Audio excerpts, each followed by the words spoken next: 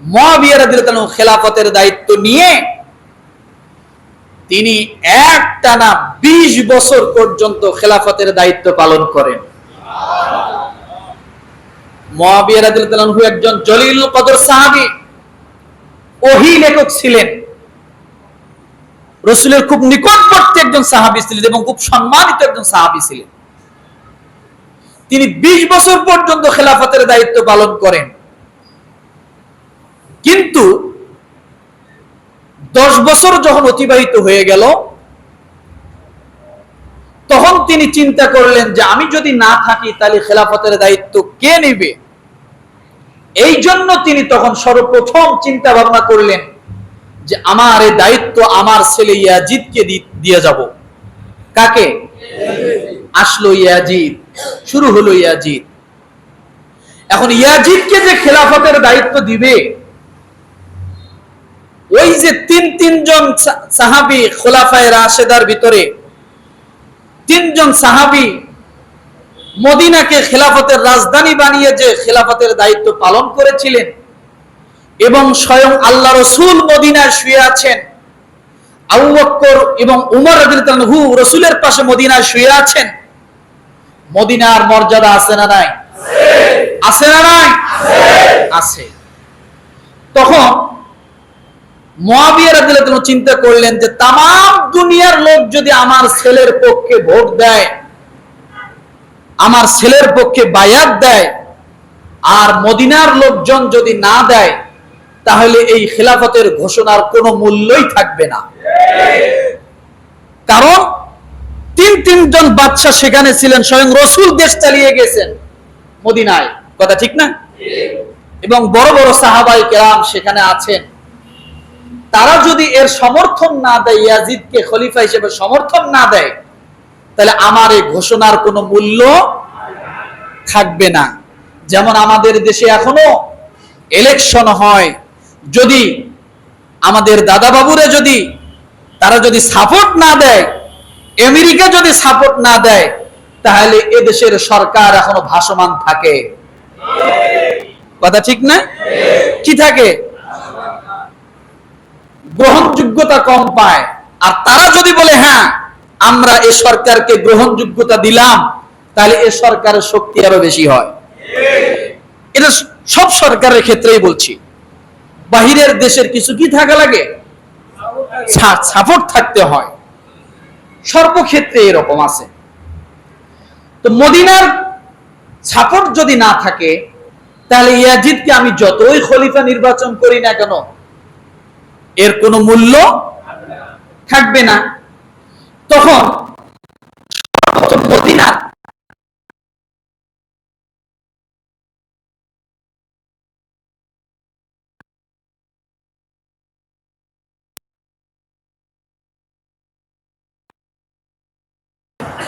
Yazid আর হলো জিয়াদ, দুই ব্যক্তি, ইয়াজিদ আর হলো কি জিয়াদ, দুই ব্যক্তি।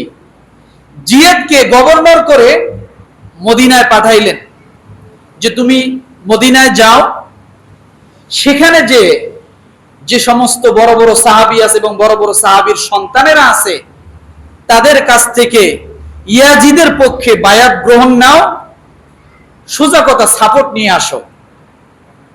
যখন মদিনার গভর্নর হয়ে আসলেন, তখন অনেক বড় বড় সাহাবী এবং সাহাবীর সন্তানরা সেখানে উপস্থিত ছিলেন। আচ্ছা বলেন, সেই সময় 56 হিজরির আগে, আর রাসূলের জামানায় যখন ছোট ছোট সাহাবীরা ছিল 7 বছর 8 বছর 10 বছর, তারা তখনও কি মরে গেছে না বেঁচে আছে? সর্বশেষ যে সাহাবী ইন্তেকাল করেন 110 হিজরিতে, কত হিজরি? সর্বশেষ যে সাহাবী ইন্তেকাল করেন তার সে কত হিজরিতে? আর কারবালার ঘটনা কত হিজরিতে? 61 হিজরিতে। কারবালার ঘটনারও 50 বছর পর্যন্ত বেঁচে ছিল নবী সাহাবীরা, সুবহানাল্লাহ বলেন। তাহলে এই কারবালার ইতিহাসের ঘটনার সময় অনেক বড় বড় সাহাবী, তাদের সন্তানরা ছিল। জিয়াদ যখন এসে বুঝাইতে লাগলো মদিনার মুসলমানদেরকে, তখন সর্বপ্রথম ভেটু দিলেন আবু বকর সিদ্দিক রাদিয়াল্লাহু তাআলা আনহুর ছেলে আব্দুর রহমান ইবনে আবু বকর। আব্দুর রহমান ইবনে আবু বকর রাদিয়াল্লাহু তাআলা আনহু তিনি বললেন, হে জিয়াদ, তোমরা যে কথা আমাদেরকে বুঝাইতে চাচ্ছ এই বুঝগুলো আমাদের অনেক আগেই আছে, কিন্তু তোমরা তো আল্লাহ রসুলের আদর্শ, আবু বকরের আদর্শ, উমরের আদর্শ, উসমানের আদর্শ এগুলা বাদ দিয়ে তোমরা নিজেদের মন গড়া আদর্শ পরিচালিত করার জন্য আজকে মদিনায় আসছো সমর্থন নেওয়ার জন্য, এটা কোনোদিন হতে পারে না। আচ্ছা, তাহলে আদর্শটা কি? রসুলের আদর্শ কি? আবু বকর উমরের আদর্শ কি? আর ভিন্ন আদর্শ মুয়াবিয়া রাদিয়াল্লাহু আনহু কোনটা করতেছেন? সেটা হলো রাসূল সাল্লাল্লাহু আলাইহি সাল্লাম তিনি যে খলিফার কথা বলে গিয়েছেন, রসুলের বংশধরের মধ্যে থেকে কাউকে নাম ঘোষণা করে যাননি। গিয়েছেন? আবু বকর সিদ্দিক রাদিয়াল্লাহু আনহু কি রসুলের বংশধর? না। আবু বকর সিদ্দিক রাদিয়াল্লাহু আনহু যখন আরেকজন খলিফার নাম ঘোষণা করে যান, তখন তার নিজের বংশের কারো নাম ঘোষণা করে যাননি। তিনি গিয়েছেন উমরের কথা বলে। আবু বকর রাদিয়াল্লাহু আনহুর বংশ আলাদা, উমর রাদিয়াল্লাহু আনহুর বংশ আলাদা। অর্থাৎ নিজ বংশের কোন ব্যক্তিকে তারা খলিফা বানান নাই। বোঝেন এবার কথা। কিন্তু মুয়াবিয়া রাদিয়াল্লাহু আনহু কি করতেছেন? তার নিজ সন্তানকে খলিফা নিযুক্ত করে যেতে চাচ্ছেন। এই ভেটু দিলেন সর্বপ্রথম আব্দুর রহমান ইবনে আবু বকর রাদিয়াল্লাহু তাআলা আনহু। আবু বকর রাদিয়াল্লাহু আনহু ছেলে। তিনি বললেন, এটা হতে পারে না, তোমরা তিনটা আদর্শের যে কোনো একটা আদর্শ মেনে নাও। হয় রসুলের আদর্শ মানো, আর নাহলে আবু বকরের আদর্শ মানো, আর না হলে উমরের আদর্শ মানো, কিন্তু এর ব্যতিক্রম তোমরা যেতে পারো না। কথাটা বুঝাইতে পারছি? আমার ভাইরা, জিয়াদ দেখলো কোনো কাজ হচ্ছে না, এবার জিয়াদ চলে গেলেন। জিয়াদ চলে যাওয়ার পরে, জিয়াদ ছিল কে? গভর্নর। এরপরে নতুন করে আরেক গভর্নর নিযুক্ত করলেন মুয়াবিয়া রাদিয়াল্লাহু তাআলা আনহু। কিছুদিন পরে তার নাম ছিল মারওয়ান। তার নাম ছিল কি? মারওয়ান। এ হলো দ্বিতীয় গভর্নর এই সময়ের সময়। মারওয়ানকে যখন পাঠালেন, মারওয়ান আসলো। আসার পরে সেও বুঝাইতে লাগলো, সে এমন ভাবে বুঝাইতে লাগলো যে এটা তো আবু বকরের সুন্নতের মতোই, সে তো উমরকে নিজে খলিফা নিযুক্ত করে গেছেন। কিন্তু এখানেও ভেটু দিলেন আবু বকর সিদ্দিক রাদিয়াল্লাহু আনহুর ছেলে, যে তুমি এটা কি বলছো? আবু বকর তো তার নিজের বংশের কাউকে বলে যাননি। কথা ঠিক না? কেন ভেটু দিচ্ছেন? কারণ রাজার ছেলে যদি রাজা হয়, তাহলে মানুষ সঠিক বিচার কোনোদিন পাবে না। সঠিক বিচার এবং রাজার ছেলে যদি রাজা হয়, তাহলে ওই দেশের জনগণ তাদের ব্যক্তিগত স্বাধীনতা, ব্যক্তিগত তাদের মতামত কখনো প্রকাশ করতে পারবে না। রাজার ছেলে যদি এভাবে চলতেই থাকে, আজকে কি আমাদের মাঝে এরকম না? আছে না? স্বামী ছিল, বউ হইছে, স্ত্রী, বাপ ছিল, মেয়ে হইছে, এর বাইরে যাওয়ার কোনো সুযোগ নাই। যার কারণে স্বাধীনতা শেষ। ঠিক না? এভাবে অনেক চলতেছে। ছেলে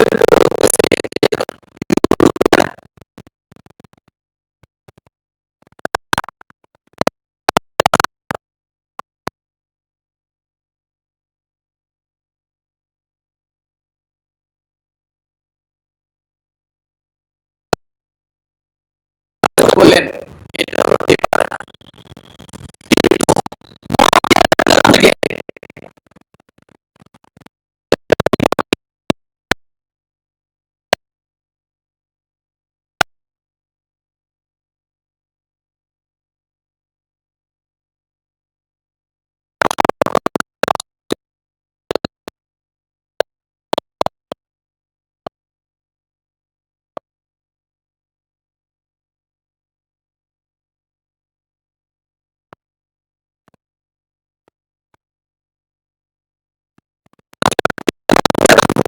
এনারা সব বড় বড় সাহাবীর সন্তানরা এখনো মদিনায় আছে। তারা যদি না দেয় তাহলে কোনোভাবেই এটা হবে না। শুধু তাই নয়, জান্নাতের সুসংবাদ প্রাপ্ত 10 জন সাহাবীর মধ্যে 2 জন সাহাবী তখনও জীবিত। সুবহানাল্লাহ বলেন। জান্নাত প্রাপ্ত 10 জন সাহাবীর মধ্যে তখনও 2 জন সাহাবী তখনও মদিনায় জীবিত। তাহলে এবার বুঝুন মদিনার মর্যাদা, এই সমস্ত সাহাবীদের মতের মর্যাদা কত হতে পারে। যাদের বিষয়ে আল্লাহ রাসূল দুনিয়াতে সার্টিফিকেট দিয়েছেন যে এরা অবশ্যই জান্নাতে যাবে, এদের জবানের একটা কথা, এদের জবানের ভোট, এদের সাপোর্ট যদি কারো পক্ষে থাকে তাকে ঠেকায় কে? মুআবিয়া রাদিয়াল্লাহু আনহু এই কাজটা, এই কৌশলটা অবলম্বন করছেন যে এই 2 সাহাবীর অন্তত তোমরা সাপোর্ট নিয়ে আসো। মারওয়ানকে যখন বললেন, মারওয়ান যখন এসে ওয়াজ শুরু করলেন, কোনোভাবে কাজ হলো না, সকলেই ভেটু দেওয়া শুরু করলো। কি দেওয়া শুরু করলো? ভেটু দেওয়া শুরু করলো। এরপরে পুলিশ নিয়োগ করা হলো। মারওয়ান বলল যদি তোমরা না মানো তাহলে অন্তত এই 2 জন সাহাবীর দিকে বেশি টার্গেট। কোন 2 জন? জান্নাতের সুসংবাদ প্রাপ্ত 2 সাহাবী, সাদ ইবনে আবু ওয়াক্কাস রাদিয়াল্লাহু তাআলা আনহু এবং সাঈদ ইবনে যায়েদ রাদিয়াল্লাহু তাআলা আনহু। এই 2 জন ছিল জান্নাতের সুসংবাদ প্রাপ্ত সাহাবী। এই 2 জনের উপর বেশি টার্গেট যে এরারা যদি ভোট দেয়, সাপোর্ট করে, আর কে দিল আর না দিল এটা দেখার বিষয় না, অটোমেটিক বাকিরা সব চলে আসবে। কারণ দেখবে যে জান্নাতের সুসংবাদ প্রাপ্ত সাহাবী যদি ওই দিকে গেছে তাহলে আমরা আর বসে থেকে লাভ কি? এই জন্য তাদের উপরে টার্গেটটা বেশি। মারওয়ান তখন বল প্রয়োগ করা শুরু করলো, পুলিশ পাঠানো হলো, তাদের বাড়িতে খবর দেওয়া হলো যে তারা যেন আসে। যখন দেখলো যে কোনোভাবেই তাদেরকে এর সমর্থনে আনা যাচ্ছে না, তখন মারওয়ান পিছু হটলো। এমনকি বিভিন্ন ভাবে এই 2 জান্নাতের সুসংবাদ প্রাপ্ত 2 সাহাবীকে খারাপ ভাষায় গালিগালাজ এবং বিভিন্ন ভাবে তাদেরকে অত্যাচার করা শুরু করলো। তখন সাঈদ ইবনে যায়েদ রাদিয়াল্লাহু তাআলা আনহু বলেছিলেন, তুমি যতই অত্যাচার করো না কেন তুমি আমার থেকে কোনোদিন সাপোর্ট পাবে না। যখন দেখলো না উনি ওনার কথায় অটল, তখন উনি পিছপা হাঁটলেন। এখানে আর বেশি কিছু করা যাবে না, তখন মদিনাবাসী আমাকে ছাড়বে না, কারণ এরা হলো জান্নাতের সুসংবাদ প্রাপ্ত সাহাবী। চলে গেলেন। চলে যাওয়ার পরে কিছুদিন পরে 56 হিজরিতে মুআবিয়া রাদিয়াল্লাহু তাআলা আনহু নিজেই আসলেন। এবার কে আসলেন? মুআবিয়া রাদিয়াল্লাহু নিজেই আসলেন যে তাদেরকে আমি নিজে যেয়ে মদিনাবাসীকে বুঝাইয়া কোনোভাবে এর সমর্থন আনতে পারি কিনা। মুআবিয়া রাদিয়াল্লাহু তাআলা আনহু এসে দেখেন এই জান্নাতের সুসংবাদ প্রাপ্ত 2 সাহাবী ইন্তেকাল করেছেন। এবং তিনি মদিনায় যখন আসলেন, এদিকে সাহাবায়ে কেরাম যখন খবর শুনলেন, আব্দুল্লাহ ইবনে জুবাইর রাদিয়াল্লাহু তাআলা আনহু, হুসাইন রাদিয়াল্লাহু তাআলা আনহু, আব্দুল্লাহ ইবনে উমর রাদিয়াল্লাহু তাআলা আনহু, এনারা সকলেই মক্কা মদিনা ছেড়ে মক্কায় পাড়ি জমালেন যে যাতে মুআবিয়া আমাদের কাছে সাক্ষাৎ না হয়, আমাদেরকে না পায়। ওনারা চলে গেলেন। মুআবিয়া রাদিয়াল্লাহু তাআলা আনহু মদিনা থেকে চলে গেলেন মক্কায়। সেই সময় হজের সময় বুঝাইতে লাগলেন, বোঝানো শুরু করলেন। বোঝানোর পরে কোনোভাবেই যখন কাজ হলো না, কারণ ওনারা দেখতেছেন যে এটা রাজবংশের দিকে চলে যাচ্ছে, রাজতন্ত্রের দিকে চলে যাচ্ছে, খেলাফত বুলন্দিত হয়ে যাবে, মানুষ ন্যায় বিচার পাবে না, তারা কখনোই এটা সমর্থন দিতে পারে না। মুআবিয়া রাদিয়াল্লাহু তাআলা আনহু ফিরে চলে গেলেন, কোনো কাজ হলো না। যাওয়ার পরে এবার তার সন্তান ইয়াজিদকে ডাক দিয়ে বললেন, ইয়াজিদ 60 হিজরিতে ইয়াজিদকে ডাক দিয়ে বললেন, ইয়াজিদ শোনো, আমি তো এখন মৃত্যুর পথের যাত্রী, তোমাকে কয়টা ওসিয়ত করে যাই। ওসিয়ত কখন হয় বলেন তো? মৃত্যুর অন্তিম সময় মুহূর্তে বাবা যে সমস্ত কথাগুলো সন্তানদেরকে, আত্মীয় স্বজনকে বলে যায়, উপদেশ করে, সেগুলোই কি ওসিয়ত। তিনি ওসিয়ত করে গেলেন। ইয়াজিদকে বললেন, ইয়াজিদ তুমি ভালো করে শোনো, আমি মদিনায় গিয়েছি, মদিনার মানুষদেরকে বুঝিয়েছি, তারা বোঝে নাই, তারা যদিও তারা বোঝে নাই, তারপরও কোনো সমস্যা নাই, কিন্তু আমি তোমাকে ওসিয়ত করে যাচ্ছি, খবরদার মদিনার কোন সাহাবীদের সঙ্গে কোনোদিন তুমি বেয়াদবি করবে না, তাদেরকে বেইজ্জতি করবে না, তাদেরকে অসম্মান করবে না, তাদেরকে লাঞ্ছিত করবে না, কোনোভাবেই তাদেরকে অপমানিত করবে না, কারণ তারা আল্লাহর নবীর সাহাবী। এই কথাটা তুমি মনে রাখিও, কখনোই যেন তারা বেইজ্জতি না হয়, তাদের সম্মানের হানি না হয়, এটা তুমি সব সময় মনে রাখিও। কে বললে কথা? এবং মদিনার মানুষদের সঙ্গে সব সময় নম্র আচরণ করিও, খারাপ আচরণ কখনোই করিও না, কারণ তারা আল্লাহর নবীর দেশের লোক। কে বলছে কথা? কাকে বললেন? ছেলেকে ওসিয়ত করে গেলেন, কারণ তিনি জানেন সাহাবীদের মর্যাদা কত। কথা ঠিক না? আমার ভাইরা, মুআবিয়া রাদিয়াল্লাহু আনহু ইন্তেকাল করলেন, চলে আসলো ইয়াজিদের খেলাফত কাল। উনি খেলাফতের মধ্যে গদিতে বসে সর্বপ্রথম যে ভুল কাজটা করেছেন সেটা হলো বাবার ওসিয়ত সব ভুলে গেছেন। কি করলেন বলেন তো? বাবার ওসিয়ত সব ভুলে গেছেন। ভুলে যাওয়ার পরে তিনি সর্বপ্রথম মুআবিয়া রাদিয়াল্লাহু আনহুর আযাদকৃত গোলাম জুরাইদ নামক গোলামকে তিনি মদিনার গভর্নরের কাছে পাঠালেন। সেই সময় গভর্নর হলেন ওলীদ বিন উতবা। কি নাম? ওলীদ বিন উতবা। ওলীদ বিন উতবার কাছে তিনি চিঠি লিখে পাঠালেন যে তুমি যখনই, যে সময়, যে মুহূর্তে মদিনার গভর্নর ওলীদ বিন উতবার নিকট পৌঁছিবা, এই চিঠি যখনই ওলীদ বিন উতবা হাতে পাবে, যখনই চিঠি পড়বে, পড়ার সঙ্গে সঙ্গে তার সর্বপ্রথম যে কাজ হবে, ওই মুহূর্তে যে সাহাবী সেখানে মদিনায় থাকবে তাদেরকে যেন গ্রেফতার করে। কি করবে? কি করবে? গ্রেফতার করবে। সেটা হোক রাত, সেটা হোক দিন, যখনই তার হাতে আমার চিঠি পৌঁছবে, পৌঁছা মাত্রই তার কাজ হবে ওই মুহূর্তে যে সাহাবী মদিনায় থাকবে তাদেরকে গ্রেফতার করবে।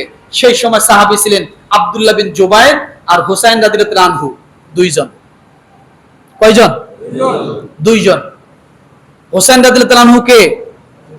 আলী রাদিয়াল্লাহু আনহু ছেলে। আর রাসূল সাল্লাল্লাহু আলাইহি ওয়াসাল্লামের, আর আব্দুল্লাহ বিন জুবায়ের রাদিয়াল্লাহু আনহু হলেন আবু বকর সিদ্দিক রাদিয়াল্লাহু আনহুর নাতি, অর্থাৎ আয়েশা সিদ্দিকা রাদিয়াল্লাহু আনহা বোনের ছেলে আব্দুল্লাহ বিন জুবায়ের রাদিয়াল্লাহু আনহু। যখন চিঠি পাইলেন, ওলীদ বিন উতবা পাওয়ার সঙ্গে সঙ্গে দুইজন সাহাবীকে ডাক দিলেন। ডেকে নিয়ে এসে রাতের অন্ধকারে ডাকলেন। রাতের বেলায় ওই সাহাবী যে পৌঁছেছিলেন তখন ছিল রমজান মাস। রাতের বেলায় তাদের দুইজনকে ডাক দিলেন। ডাক দিয়ে বললেন যে ইয়াজিদের পক্ষ থেকে চিঠি এসেছে, আপনারা ইয়াজিদের পক্ষে বায়াত গ্রহণ করেন, তাদেরকে সমর্থন দেন, যদি না দেন তাহলে আমি অ্যারেস্ট করতে বাধ্য হব, আপনাদের জেলখানায় ভরতে বাধ্য হব। তখন আব্দুল্লাহ বিন জুবায়ের রাদিয়াল্লাহু আনহু তিনি বললেন যে আমি যেমন তেমন লোকের নাতি নই, আমি যেমন তেমন মায়ের সন্তান নই যে আমি রাতের অন্ধকারে চুপি চুপি ইয়াজিদকে আমি বায়াত দিব। যদি বায়াত দিতেই হয়, সাপোর্ট যদি করতেই হয়, তাহলে আমি দিনের বেলা সমস্ত মানুষের সামনে সাপোর্ট দিব, ঘোষণা করে দিব। আমি রাতের বেলা চুপি চুপি দিব না। রাতের বেলা, কারণ রাতের বেলা ভোটের বাক্স ভরা লোকগুলো কোনোদিন পুরুষ হতে পারে না, তারাই কাপুরুষ। রাতের বেলা ভোটের বাক্স ভরাট করে দেয়, তারা কোনোদিন পুরুষ নয়, তারাই কাপুরুষ। আব্দুল্লাহ বিন জুবায়ের রাদিয়াল্লাহু আনহু বললেন যে কোনোদিন রাতের বেলা হতে পারে না, এটা হবে দিনে, আমি ঘোষণা করব দিনে। আব্দুল্লাহ বিন জুবায়ের রাদিয়াল্লাহু আনহু দেখলেন যে দিন হলেই তো আমাকে মানুষের সম্মুখে এ ঘোষণা দিতে হবে, আর আমি যদি ঘোষণা দেই তাহলে রাজতন্ত্রকে আমি চালু করে দিলাম, এটা হবে না। কি করতে হবে? উনি রাতের বেলায় মদিনা ছেড়ে মক্কার দিকে পথ রওনা করলেন, আমি আর মদিনায় থাকবো না। এদিকে ওলীদ বিন উতবা ওনার কথা শুনে মনে করেছিলেন যে যাক ভালোই হতো হবে, উনি যদি দিনে দেয় তাহলে তো অনেক লোক ওনার দেখা দেখি কি করবে, সমর্থন দিবে। উনি রাতের বেলায় চলে গেলেন, রাতের বেলায় মদিনার দিকে পথ রওনা করলেন, কিন্তু ভিন্ন রাস্তা দিয়ে, প্রসিদ্ধ রাস্তা দিয়ে না। সকালবেলা উঠে আবার যখন ডাকতে পাঠালেন, যে দেখে উনি নাই, কোথায় গেছে, মদিনার দিকে।